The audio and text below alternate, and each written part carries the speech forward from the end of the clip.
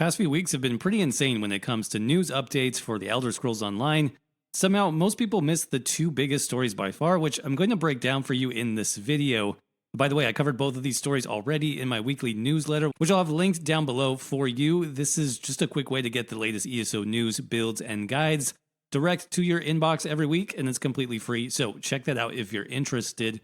But the first story that we need to talk about is that ESO finally confirmed crossplay is coming to the game.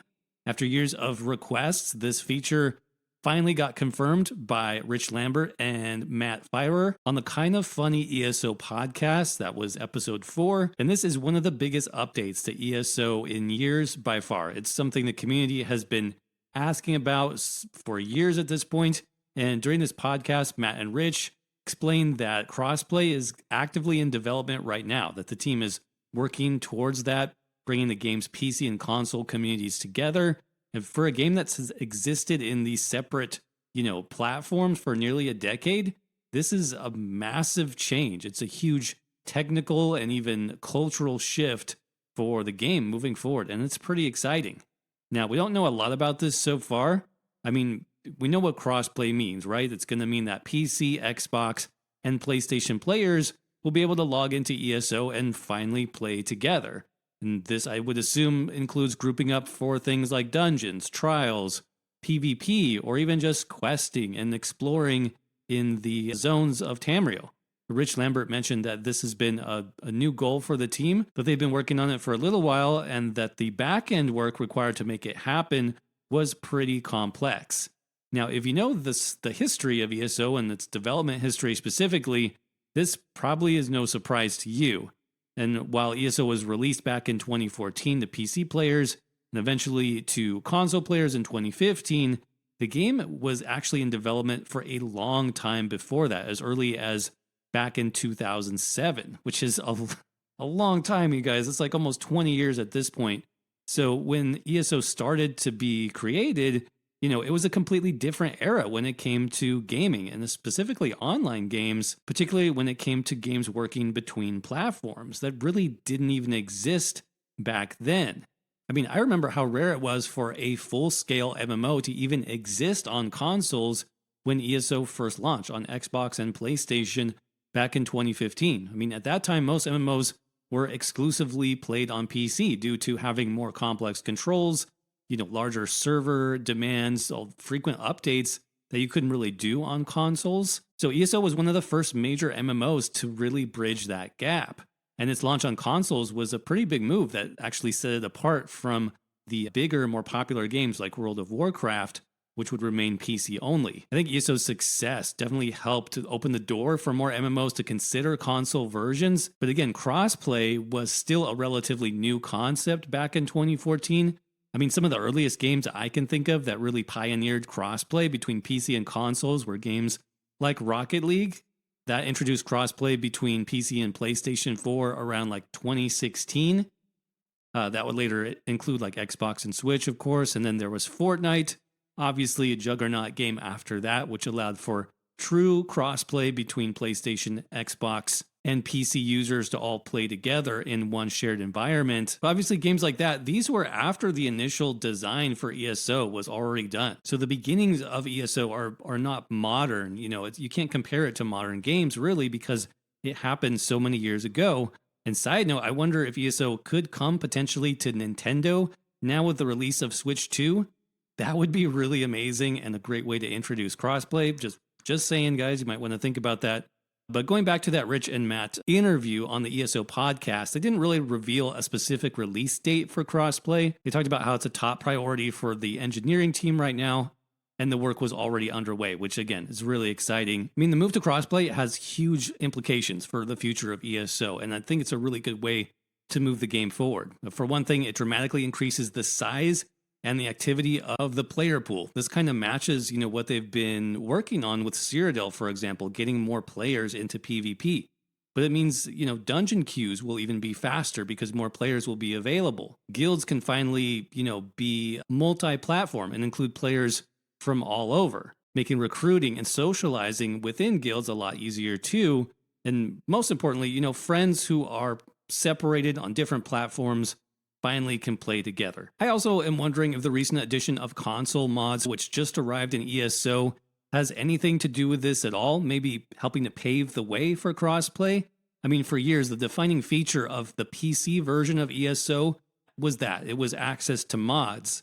And having some of those mods provided now to consoles may help to kind of level the playing field a little bit, at least, between PC and console players in preparation for crossplay in the future. Still, this announcement is a huge turning point for ESO. Crossplay seemed to be impossible, but now we hear that it's finally happening. I mean, this isn't just a teaser. They literally confirmed that it's being worked on right now. And so we can finally start thinking about what ESO could look like when every player, no matter what platform they're on, can finally play together. But that leads us right into big news story number 2 for ESO, and that's after years of complaining from longtime players like me, the dev team have finally confirmed they're actively working on a fix for one of the most talked about problems in the game, and that's Overland content being way too easy. So this came up recently with an interview, a Q&A session with Jason Barnes. If you don't know him, he's the lead designer for the Zone of Solstice. He's also designed and worked on plenty of other zones for ESO, and his quote was that there are ongoing plans for that, meaning Overland difficulty, and it's in the works. We're not ready to talk about it yet, but there's people working on it. Now, that might not sound like much at first, but for ESO players like me who've been asking for harder open world and questing for years, that's a huge reveal that this change is finally coming. So what is the actual problem with ESO's difficulty? Well, it's pretty simple. In Elder Scrolls Online, you have, quote, Overland content or quest content, some people might call it, and it's actually where the majority of players spend their time in the game.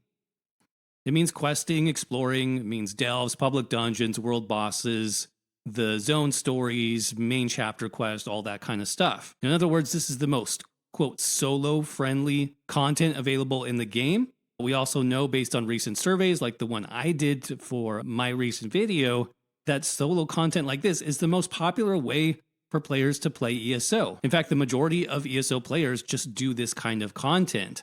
So the fact that so many players have been dissatisfied with its difficulty for so long is actually a much bigger problem than it sounds at first. The issue is that for many experienced players, none of this content is remotely challenging. You know, enemies can die in 2 hits. You barely need any self-healing, and you can basically sleepwalk your way through entire zones without having to pay attention to mechanics or anything like that. Now, this is fine for brand new players, but for veterans, it does make the game feel boring and lifeless, and it's just not immersive. I mean, there's nothing worse than facing a difficult boss or, you know, literally a god of Elder Scrolls lore and just holding down a heavy attack and being able to win, basically. So this has been a known issue in ESO for many years. Players have created builds designed that just remove the challenge from the game because there's no need to really optimize or even think about survival with this type of content. And that kind of goes against what makes Elder Scrolls what it is, right? Immersion, choice, and how you play the game. If nothing can kill you, what's the point of, you know, even gearing up or creating a build, leveling, or experimenting with different options in the first place? So Jason's comment, it's huge because it finally acknowledges this problem at the developer level, right? It confirms that ZOS has finally heard the feedback that we've given and that they're working on a solution. Now, we don't know what the solution looks like yet. It could be, you know, optional difficulty settings for Overland content and questing. Could be new zones completely or special hard mode, challenge mode. We don't know. But the key is that it's being worked on. Now, of course, there are some difficulty scaling systems in ESO already, which the developers could use to make Overland zones more challenging, right? We have veteran difficulty that we have for dungeons and trials. This is essentially more health and more damage from enemies. There's also hard modes for specific bosses. We also have better quality loot in veteran dungeons and veteran trials. We also have some unique loot for veteran dungeons like monster sets. Now, obviously, I do not want the developers to just do this and kind of recreate the wheel, which they already have done. I don't think those systems would be particularly great for Overland content, but maybe with some tweaks, some of them could work. I actually have my own sort of wish list that things that I would like to see with increased difficulty for Overland and Quest content. Some of the ideas that I would like to see include better quality loot from world bosses, events, and quest bosses, just bringing some more epic, purple and gold legendary quality loot, but also new and unique drops, like maybe named one-piece sets, things that are specific to certain quests and certain bosses, more like what you would find in like a Skyrim or Oblivion, right? These very unique sort of weapons and armor pieces that have story to them. That would be really amazing. I'd like to see new and especially more dangerous enemy types added to basic zones and quests. I would love to see more roaming world bosses added to some zones. I know we have a couple of those, but they're pretty tame compared to what I've seen in like other MMOs where it takes like an entire zone of players to defeat a boss. I would love to see something like that in the Overland zones of ESO. Maybe there's some type of player spawning mechanic, so it's not just free range all the time, but there has to be enough players in an area for it to actually happen. And then I'd love to see some new mechanics for existing bosses and enemies, not just increased health bars and damage scaling like we see with veteran dungeons and trials, but actually new mechanics that players have to pay attention to. That's what I would like to see. Now, obviously, there are some risks here. If the developers go too far, it could certainly alienate new players. If they don't go far enough, it's not going to fix the problem. So there's going to be a fine line here. I also am sure that they will make it optional, knowing the spread of experience level of ESO players. There is a place for the current level of difficulty that the game has now for Overland content, but it's not for everybody. So having that optional difficulty is really where they need to go. But I also think it's important to ask why now, right? Why after 10 years of production and updates is ESO finally addressing some of these core issues like crossplay and Overland difficulty? I do think there are a few possible reasons. One is ESO's new approach to content, which is getting away from the static yearly chapter updates and moving to the more free-form seasons update cycle. These new updates are basically the team doing more of what they want to do to improve the game instead of being forced to push out one major DLC every summer.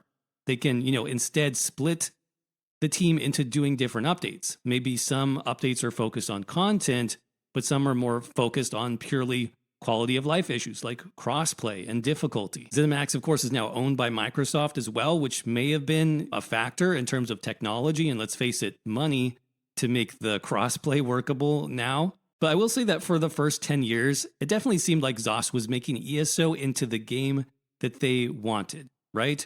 Whereas in the last maybe 1 to 2 years, they seem to be flipping the script a little bit into making the game that we want based more on player requests and player feedback. And now I know not everybody's happy with the newest features like subclassing, for example, but many players are happy with the direction that ESO is going. Also, the developers have a lot of survey data which they've taken recently, which shows how the majority of players want to play, what they want to do, what systems they still need, and I have no doubt that they're going to be using that information now to push ESO in a new direction. But as always, I could be completely wrong. Let me know what you all think of this down in the comment section below. Do you think features like crossplay and Overland difficulty will help improve the game moving into the future, or are they going to be more of a problem than they are a solution? Make your voices heard down in the comment section. And as always, thanks for watching. I hope you're doing well. Stay safe out there, and I will see you around in the next video.